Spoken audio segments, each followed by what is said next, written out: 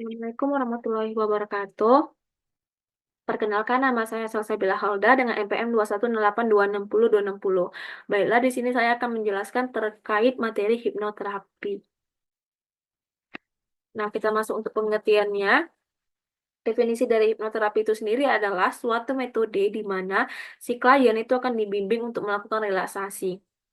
Dan setelah kondisi relaksasi itu tercapai, maka secara alamiah gerbang pikiran bawah sadar si klien itu akan terbuka lebar sehingga yang bersangkutan itu cenderung akan lebih mudah untuk menerima sugesti penyembuhan yang diberikan hipnoterapis.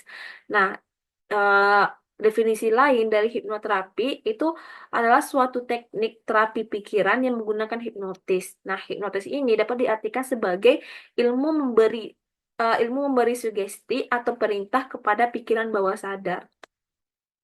Nah, selanjutnya untuk manfaat dari hipnoterapis itu sendiri, yang pertama itu adalah yang pertama sebagai self hypnotis. Self hypnotis itu adalah hipnotis yang dilakukan oleh diri sendiri atau semacam kayak sugesti diri sendiri. Nah, di mana eh, tujuan dari self hypnotis itu bisa memperbaiki diri, meningkatkan motivasi diri. Nah, yang manfaat yang kedua itu sebagai manfaat bagi para medis atau dokter. Nah, di mana sebelum sebelum bius itu dikenalkan, hipnotis itu digunakan sebagai anestesi secara alami gitu. Nah, terus manfaat yang ketiga itu sebagai masalah fisik dan fisiologis.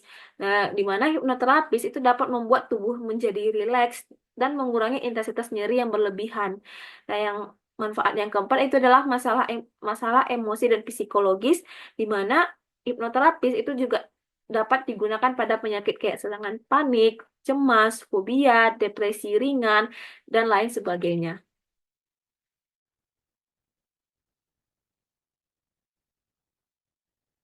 Nah, selanjutnya eh,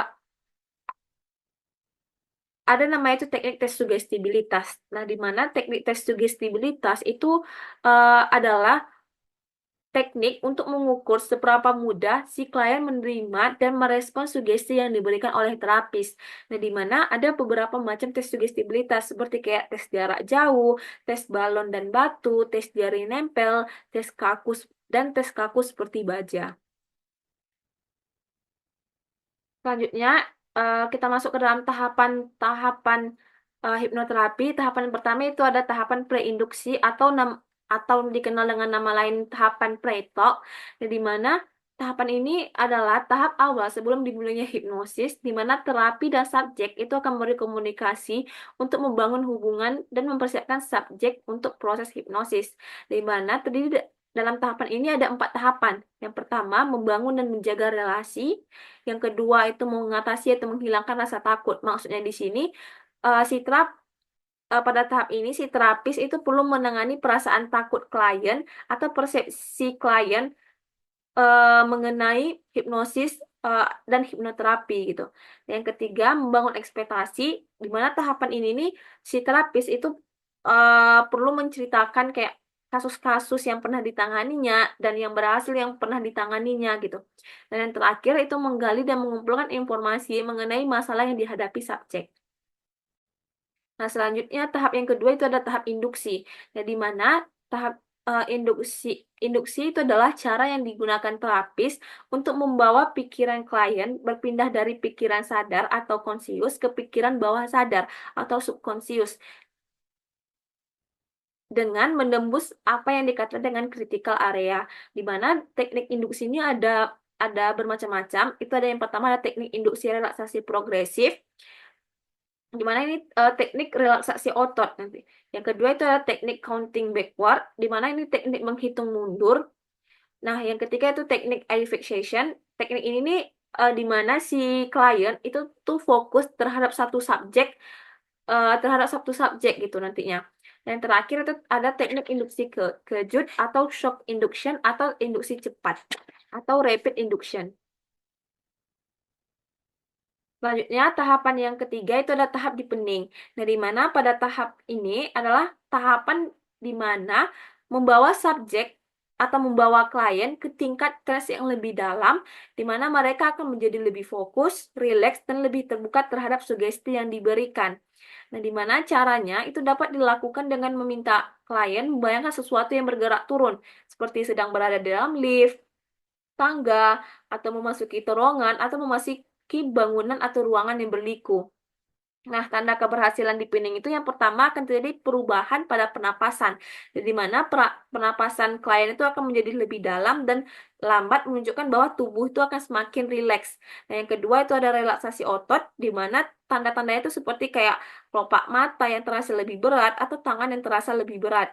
Nah, terus yang ketiga ada perubahan suara atau gerakan tubuh. Dan yang terakhir si klien itu akan berada pada tahap yang fokus dan berkonsentrasi tinggi. Nah, teknik yang keempat itu ada teknik sugesti. Di mana teknik sugestinya ada dua, ada direct suggestion, ada indirect suggestion. Nah, kalau direct suggestion ini adalah sugesti yang bersifat langsung. Maksudnya itu hipnoterapis itu akan memberikan arahan atau tujuan kepada klien itu secara langsung, secara terus-menerus dan berulang. Contohnya, Anda dapat menutup mata Anda sekarang gitu. Nah, sedangkan kalau indirect suggestion itu tuh eh, adalah kayak si hipnoterapis memberi perintah atau sugesti itu tidak secara langsung, tetapi ada makna atau tujuan yang tersembunyi dari kata-kata yang diucapkan hipnoterapis. Contohnya, eh, con- contohnya kayak hipnoterapis meminta si klien untuk mata, tapi bukannya langsung memberikan perintah, tapi kayak hipnoterapis itu akan menyusut kalimat sugesti gitu.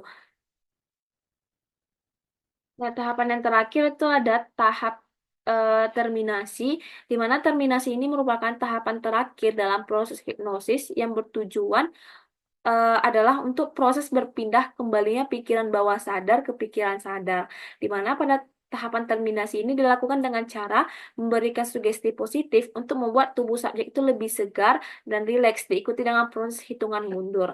Nah, di mana tahapan ini dilakukan apabila klien itu telah siap untuk dibangunkan dari tidur hipnosisnya gitu.